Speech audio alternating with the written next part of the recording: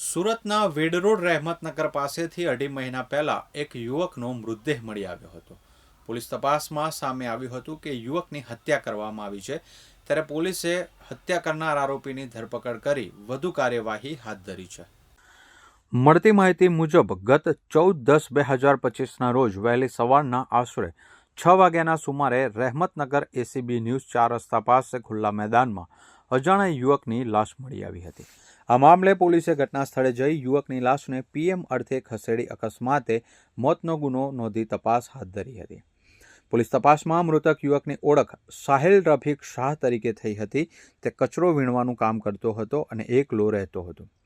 પોલીસે મૃતક યુવકનું PM કરાવતા તેને લાંબા બોથડ હથિયારથી નાની મોટી ઈજાઓ થવાના કારણે મોત થયું હોવાનું PM રિપોર્ટમાં સામે આવ્યું હતું. જેથી પોલીસે 30 ડિસેમ્બર 2025ના રોજ હત્યાનો ગુનો નોંધી તપાસ હાથ ધરી હતી.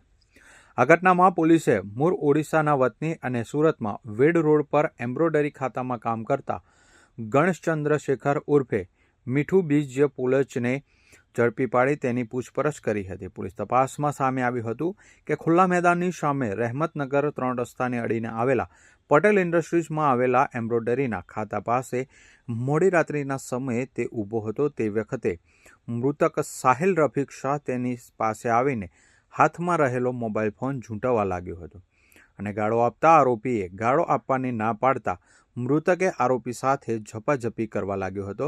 જેમાં આરોપીએ નજીકમાં પડેલો લાકડાના ફટકાથી સાહિલને માર મારતા તે ખુલ્લા મેદાન તરફ જતો રહ્યો હતો અને તે પછી આરોપી પણ નોકરી ઉપર જતો રહ્યો હતો.